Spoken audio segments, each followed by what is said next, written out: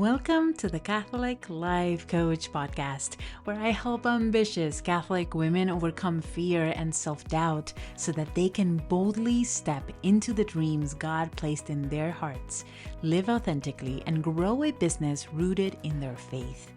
I'm your host, Carla Fitz. I am the Catholic Life Coach, mom, entrepreneur, and your companion on this journey of holy ambition. Each week, we dive deep into faith, mindset, business, and identity so that you can live aligned, lead confidently, and create the impact God designed you for without guilt or hustle. If you are ready to stop holding back and start showing up as the woman God created you to be, you are in the right place. Welcome, and let's get started. Hello, my loves, and welcome to this week's episode. So I'm recording this episode still with my voice low. Last week's episode, I was mortified because I'm like, I sound like a dude. But I'm not going to stop because I have not been coming into the podcast for the past few weeks, and I've missed you so much, and I love doing these. So you're just going to have to deal with my voice right now. It's funny because I went to college for vocal performance. I am a singer. And for the longest time, this has nothing to do with the podcast, by the way, but it's just fun story time. But for the longest time, my vocal professor would say, you are a soprano. And for those of you who have no idea about music, sopranos have the highest pitches for the women, right? The highest for the men is a tenor. I'm like, there's no way I'm a soprano. There's no way. And 4 years, he was committed that I was a soprano. Well, at least that I was a mezzo-soprano, which is like the second highest one. Anyhow, I turned out to be a contralto, which is in the lowest female voice. And this is why you hear me sounding like a dude when I get sick, because I go into a tenor line, which is, a guy speaking. I am so sorry. I wish it was more back, but it's coming. It's coming. At least I can speak. I am grateful that I'm back here. I think every single Christmas season, I do a podcast on slowing down. And every year I'm like, I'm going to do something different this year. And I always end up doing slowing down because honestly, we all need to. This is, I think, the struggle in the world is we don't know how to slow down enough for us to be present and enjoy what's happening in front of us. I was just listening to Father Mike talk about waiting and how we are so unbelievably bad at waiting well. And he was talking about how we are always in the mood, or at least this is how it hit me. We're just like, we don't want to wait. When we are waiting, we want to have something to do. And it reminded me of how much we need to learn to wait well. To wait not just well, but to wait peacefully. To slow down our life so that we can be here.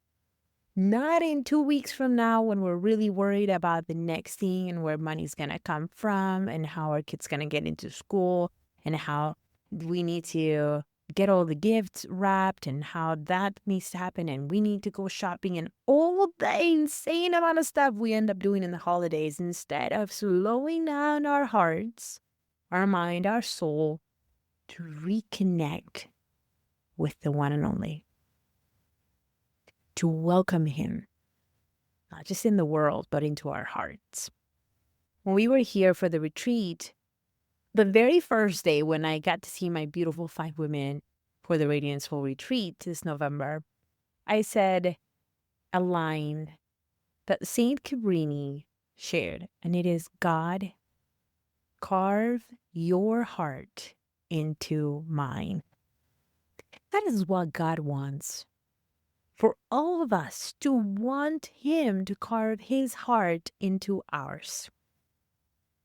But in order for him to carve his heart into ours, to be transformed from the inside out, to want him more, to love the things that he has given us, to trust him, to wait in him, we need to quiet our mind, our emotions, our time. We need to slow down enough so that we focus on the things that matter the most.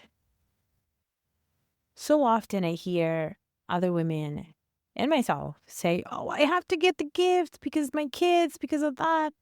This year, while we were here in Assisi, I've been talking to my kids. They were asking me the other day. And they're like, Mommy, what are you going to get us for Christmas? And I said, a trip to Assisi, a trip to Rome, a house, a roof over your head, food every day, lots of kisses, lots of snuggles. We need to be grateful for what's right in front of us. I'm not saying I won't get anything for my kids. Of course we will. But sometimes we need to simplify the whole thing so that we can actually enjoy it. What I have found is that the more we have planned, the less I enjoy things. The more gifts we have, the less we enjoy the one we got. The more we have, the more we want. And that desire never ends. And what God really wants is time with us, is intention with Him. Even in the little things. Our family has started a new tradition for the Christmas tree, and the decorations are being made by the kids. We have this super tiny Christmas tree here in Assisi, and the girls are making decorations for it on Sundays. We light up the candle, put the decorations, we create the decorations, and then they're writing down a prayer. They're praying for something or for someone who needs prayers. What would it do for you to slow down enough so that you can hear what's happening within you and around you? So that you stopped worrying about the future and started living in the present? What would it do for your family if you allowed yourself to just simply sit, allow God to take care of everything else, and allow yourself to be present? This Christmas, my wish for you is this: slow down. Live in this moment. Take in the hugs, take in the kisses, take in the laughter. Worry less. Focus more on the moment rather than in what's next. Do less. Enjoy more. Pray more. Trust more. Surrender more. All right, my loves, I hope you found this episode helpful.